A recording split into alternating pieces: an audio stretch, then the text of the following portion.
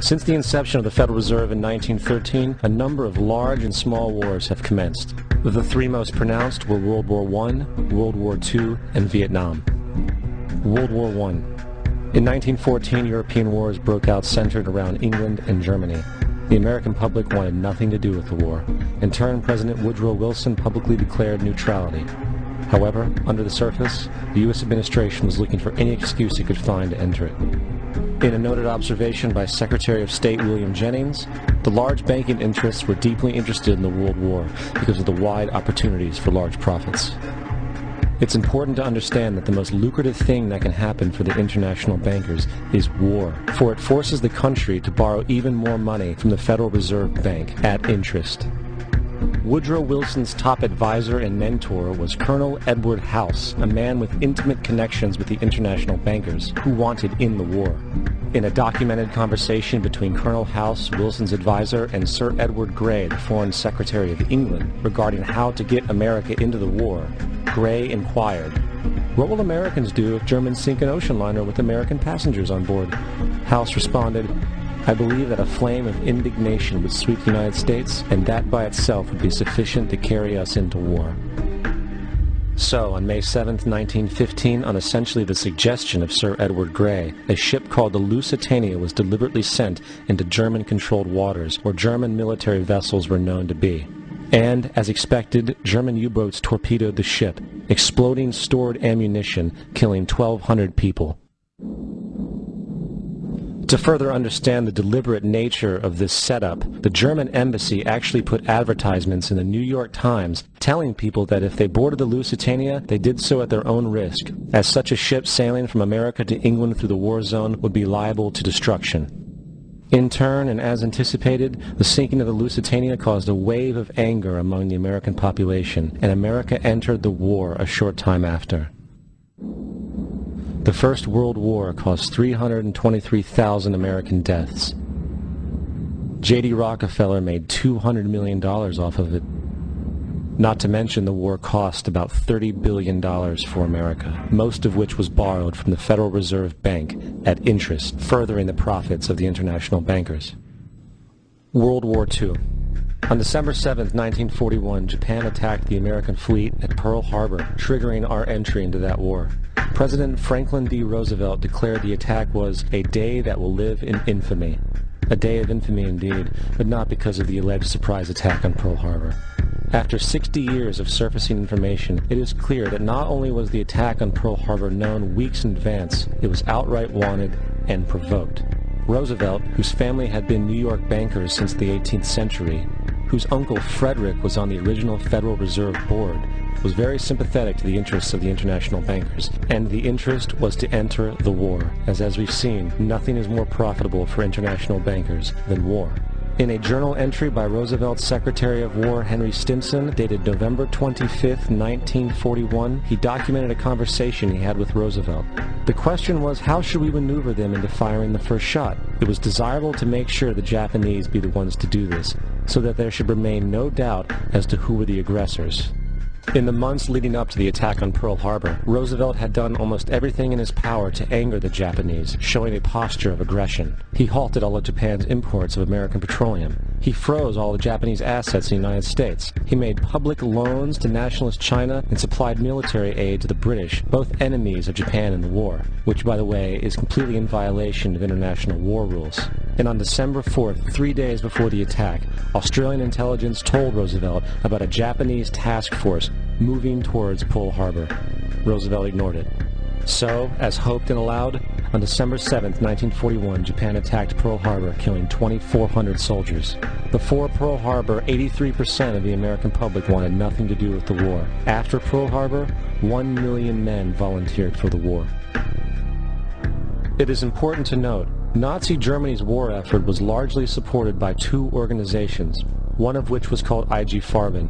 IG Farben produced 84% of Germany's explosives, and even the Zyklon B used in the concentration camps to kill millions. One of the unspoken partners of IG Farben was J.D. Rockefeller's Standard Oil Company in America. In fact, the German Air Force could not operate without a special additive patented by Rockefeller Standard Oil.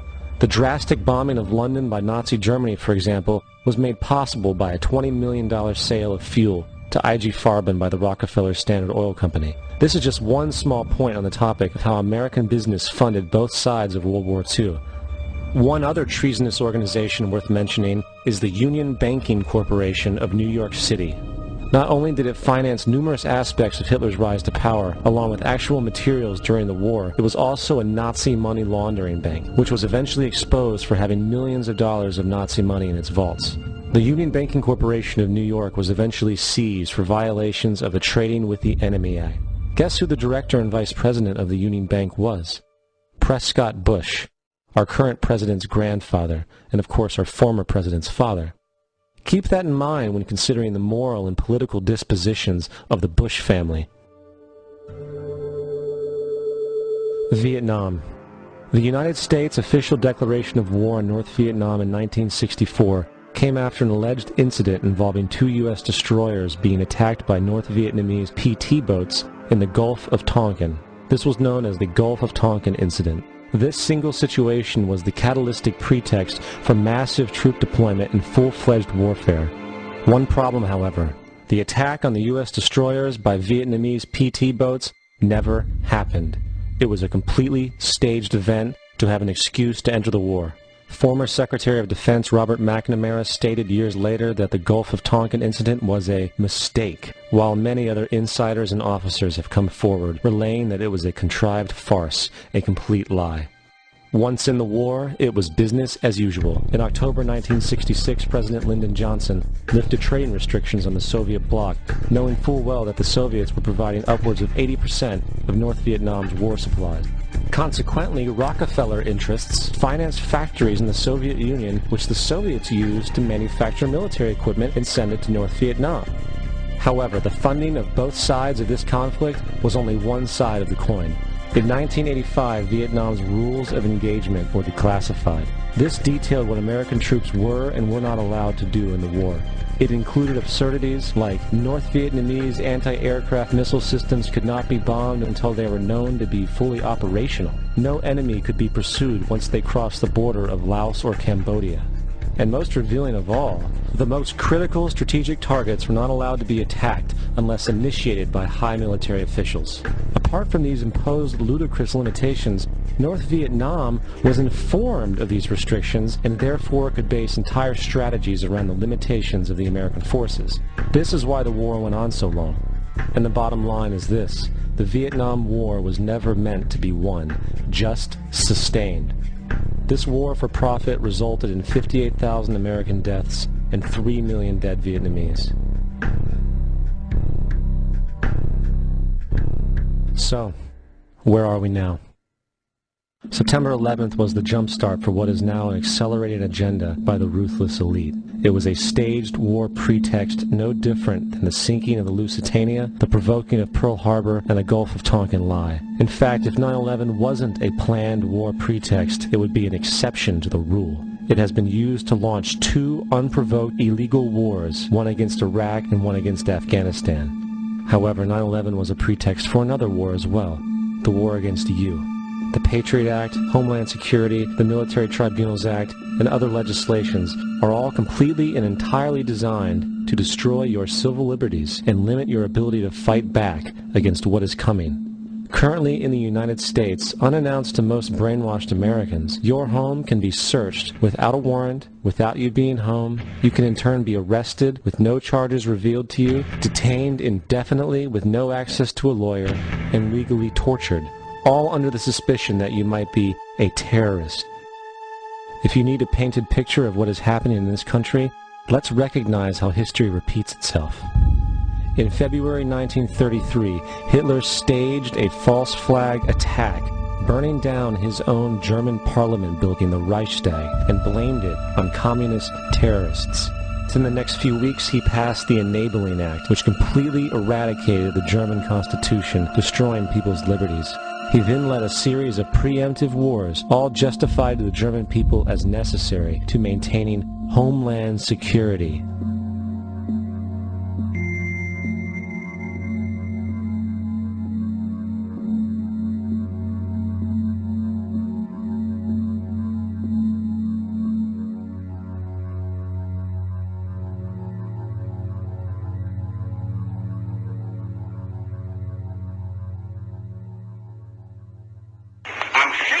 des Kommunismus und der sich mit ihm verbrüdernden anderen Organisationen ändert dies nichts. Our enemy is a radical network of terrorists and every government that supports them. It's time to wake up. The people in power go out of their way to make sure that you are perpetually misled and manipulated. The majority's perception of reality, especially in the political arena, is not their own. It is shrewdly imposed upon them without them even knowing it. For example, the public at large actually believes the invasion of Iraq is going badly, as sectarian violence doesn't seem to stop. What the public fails to see is that the destabilization of Iraq is exactly what the people behind the government want. This war is to be sustained so the region can be divided up, domination of the oil maintained, continual profits reaped for the defense contractors, and most importantly, permanent military bases established to be used as a launching pad against other oil-bearing, non-conforming countries such as Iran and Syria. For further implication that the civil war and destabilization is purely intentional, in 2005, 2 elite British SAS officers were arrested by Iraqi police after being caught driving around in their car shooting at civilians while dressed up as Arabs. After being arrested and taken to a jail in Basra, the British Army immediately requested the release of these men. When the Basra government refused, British tanks came in and physically broke out the men from the Basra prison. If you wish to destroy an area, how do you do it? Well, there are 2 ways. You can go in there and bomb it and so forth, but that is not very efficient. What you do is you try to get the people in that area to kill each other and to destroy their own territory, their own farms, and that's what's been done in that area. The way in which you destroy an opponent is get him to destroy himself by dividing his ranks against one another. Then you feed both sides. You have agents feeding both sides, inflaming both sides, and they kill each other off. And it's time that some of us woke up to this reality, to understand that people who try to maintain empires and create empires do it by manipulating the people they're trying to conquer. You might want to ask yourself why the entire culture is utterly